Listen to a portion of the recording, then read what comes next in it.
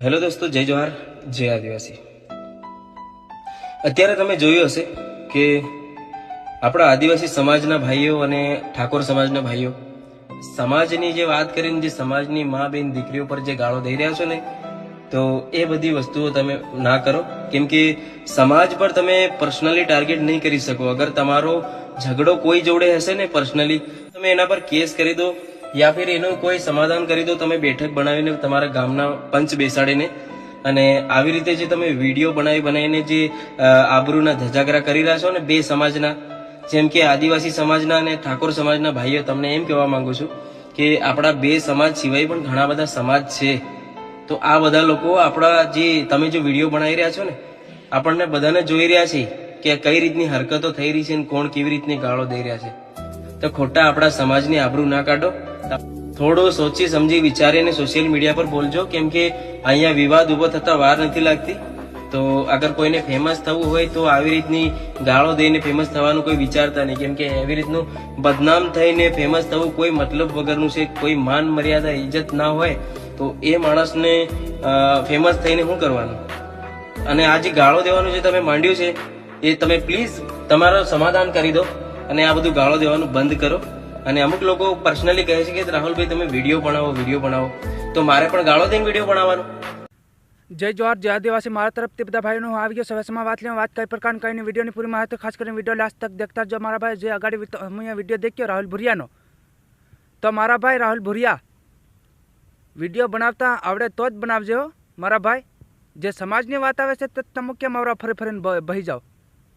Comment લખી હોય કે નાખ બિચારે, અરે લખવી જ પડે ને કમેન્ટ, કેમ કે તમે એવા મોટા માણસ મિલિયન તો ફોલોવર, મિલિયન સબસ્ક્રાઈબર લીધા, તો તમને કમેન્ટ નહીં લખે ત્યારે હું, તમને જાણ નહીં કરે ત્યારે હું, તે તમે વિડીયો બનાવો જાણ કરે ત્યારે વિડીયો બનાવે, તે પાછા આપણા સમાજના બારામાં નહીં શોષીને બનાવે, કંઈક બીજાના સમાજના બારામાં શોષીને બનાવો। તમે હેમ કેમ કરી દો એટલે મારા ભાઈઓ? જે સમાજનું ખાવશે, સમાજની અંદર રોશે, તો તમે કેમ નહીં જાણો? તમે એકવાર અહીં ભાગ રાખીને કામ કરીને જોવો, ભાગ રાખી અને કામ કરવા જાવ ત્યારે તમને ખબર પડે કઈ રીતની આ બધી હેલી થઈ રહી છે એમ સમાજની અંદર। તમે એકવાર ગુજરાતમાં આવો, ગુજરાતમાં વરાથી ભાગ રાખો, એક વરા ભાગ રાખીને પછી તમને માલમ પડે કે શું થઈ રહી છે આ આપણા સમાજની અંદર। તમને અવાજ ઉઠાવવા કે ત્યારે જાણ અવાજ અમારી ઉપર પાછા ઉઠાવે,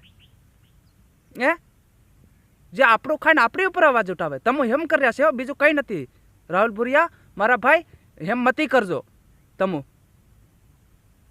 તમે એકવાર કામ કરવા આવો, ભાગ રાખવા આવો, ભાગ રાખીને એકવાર રહો ને ત્યારે તમને ખબર પડે અહીં ગુજરાતમાં કે આપણા માણસ કેટલા વેલા કર્યા છે એમ।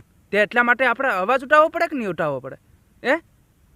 અચ્છા, જાત ઉપર કઈનો ગાર્યો દિન નાખી ગયો છે, કાલ ઉઠીને આપણા સમાજના વ્યક્તિને જે ભાગ રાખતા હોય, ફલાણો કરતા હોય, ઢીકણું કરતા હોય, ગમે એ કામ કરતા હોય, તો એમાં કંઈક હેલી થાય ત્યારે તમે કંઈનો હેલી નહીં કરો, એવી રીતનું આ બધું થાય છે। તમને ખબર કાં છે?